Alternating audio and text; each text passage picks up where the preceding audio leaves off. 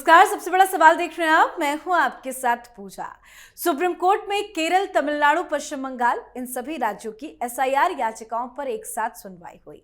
मुख्य न्यायाधीश सूर्यकांत और जस्टिस बागची की बेंच ने सुनवाई के दौरान चुनाव आयोग से कहा कि 1 दिसंबर तक सभी राज्यों पर विस्तृत जवाब दाखिल करे। तो वहीं चुनाव आयोग ने भी सुप्रीम कोर्ट में दो टूक कहा कि एसआईआर पर राजनीतिक दल अनावश्यक डर और भ्रम फैला रहे हैं। विपक्ष झूठ बोल रहा है, विपक्ष भ्रम फैला रहा है, विपक्ष जनता को डराकर अपनी राजनीति चमका रहा है। सुप्रीम कोर्ट में चुनाव आयोग ने साफ इशारा कर दिया कि एसआईआर जो सिर्फ चुनावी पारदर्शिता का एक सिस्टम है, उसे विपक्ष ऐसे पेश कर रहा है जैसे लोकतंत्र खत्म होने वाला है।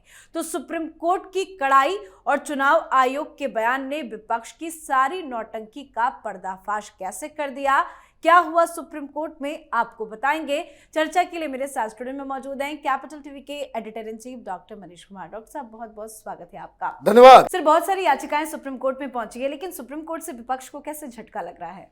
देखिए, कल जो कुछ भी हुआ उसमें ऐसा लग रहा था कि इलेक्शन कमीशन कम और चीफ जस्टिस सूर्यकांत और जस्टिस बागची वो कपिल सिब्बल का और बाकी जो सब गैंग के वकील हैं, प्रशांत भूषण वगैरह को, वो उनसे जो है बहस में लगे हुए हैं।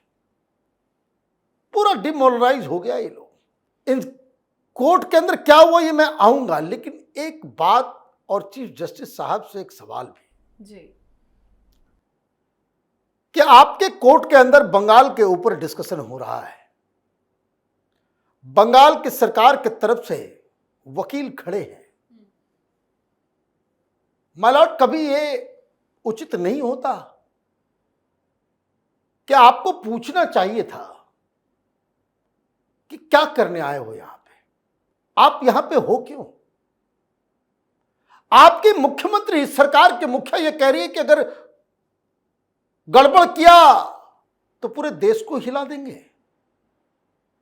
तुम्हारी इतनी औकात हो गई और ये आपके पास ये कहने का इतना मादा हो गया कि ममता बनर्जी कह रही पूरे देश को हिला देंगे, आप धमकी दे रहे हो। इसी एसआईआर के मसले पे हो रहा है ना। वहां तृणमूल सरकार में जो लोग शामिल हैं, जो एमएलए है, वो ये कह रहा है कि आग से मत खेलो, आग लगा देंगे। कोई इलेक्शन कमीशन के बीएलओज के पास जाकर के उसको धमकी दे रहा है कि भाई जैसे मैं कह रहा हूं वैसे करो, नहीं तो फिर तुम्हारी पिटाई होगी। फोन में भी धमकी दी गई है। फोन पे भी धमकी।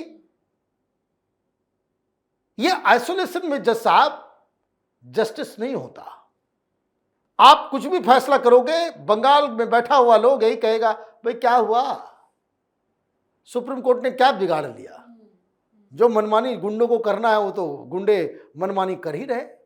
अदर आप इस तरह के पॉलिटिकली जो मामला है, चार्ज मामला है, तो उसमें जो कोर्ट की तरफ से इस तरह की चीज, भाई इसका मतलब तो है कि आप एक तरीके से, ममता बनर्जी क्या कह रही है कि छोड़ेंगे नहीं हम, जो हमसे टकराएगा चूर चूर हो जाएगा। पूछा गया कुछ और वो मीडिया को बोल रहे हैं जो हमसे टकराएगा चूर। वो बता रही है कि हमारा इलेक्शन कमीशन कुछ नहीं बिगाड़ सकता, सुप्रीम कोर्ट कुछ नहीं बिगाड़ सकता, प्रधानमंत्री कुछ नहीं बिगाड़ सकते, केंद्र सरकार कुछ नहीं बिगाड़ सकती।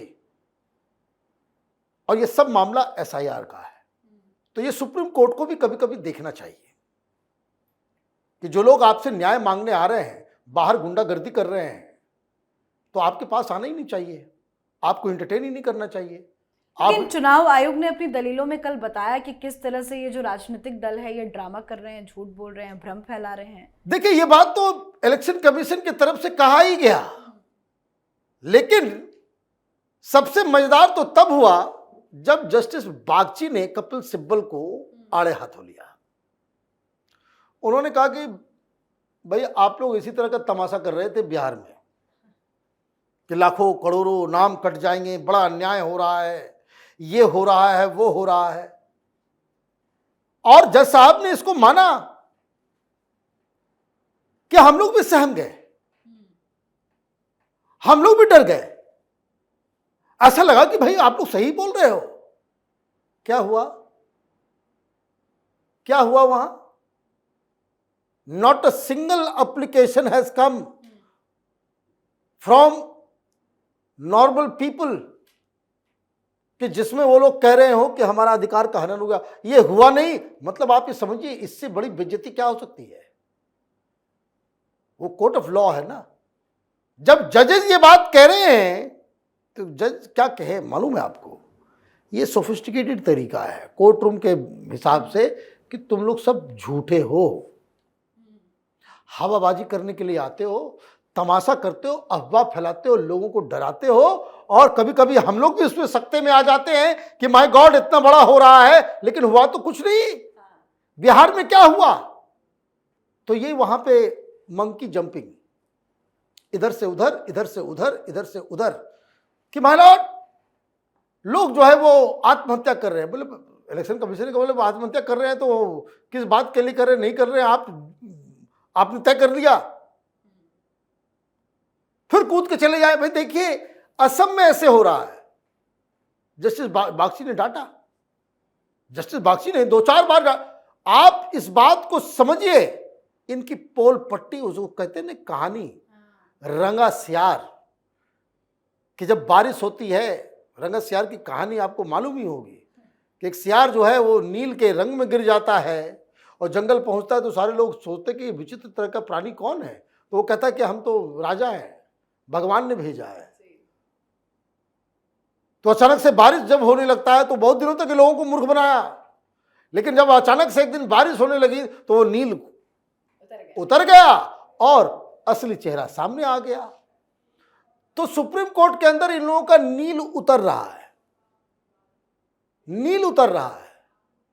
जैसा आपने कहा कि भाई 8 तारीख को सुनवाई करेंगे, इन लोगों ने कहा नहीं बहुत लेट हो जाएगा, 1 तारीख को बिना रिजॉइंडर डाले हुए हम लोग जो है डिस्कस कर लेंगे। तो बोले ठीक है 1 तारीख को करेंगे, लेकिन अभी वो चलता रहेगा, आज भी चलेगा।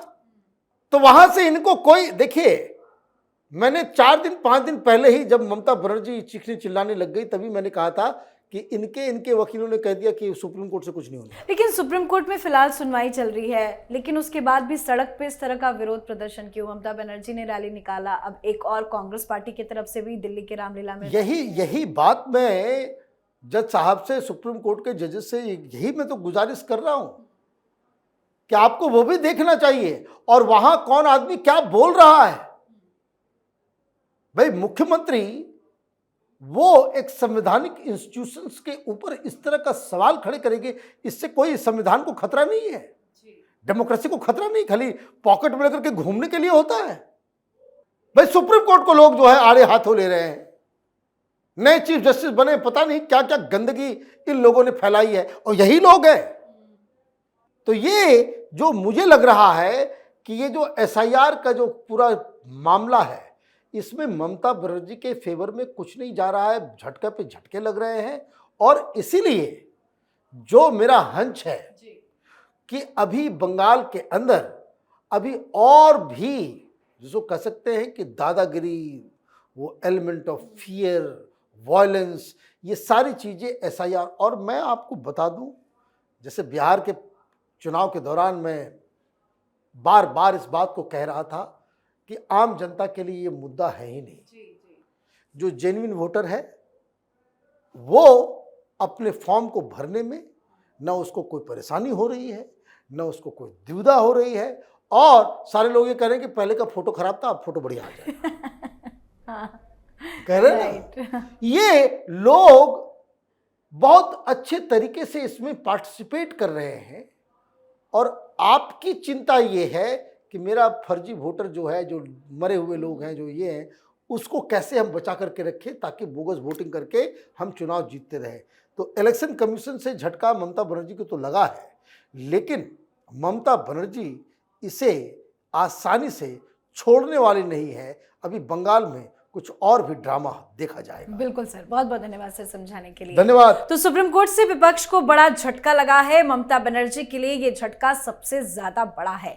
ममता बनर्जी, केरल की वामपंथी सरकार और तमिलनाडु की डीएमके, ये सभी एसआईआर को ऐसे पेश कर रहे हैं जैसे ये बीजेपी का कोई गुप्त हथियार हो, जबकि एसआईआर तो बस इतना करता है मतदाता सूचियों में पारदर्शिता, सत्यता और सत्यापन। लेकिन विपक्ष को यही सबसे ज्यादा चुभता है, क्योंकि पारदर्शिता आएगी तो फर्जी वोट पकड़ में आ जाएंगे और विपक्ष की आधी कुर्सियां हवा हो जाएगी, और यही विपक्ष की बौखलाहट है। तो आप भी अपनी राय कमेंट करके लिखिएगा। देखते रहिए कैपिटल टीवी। नमस्कार।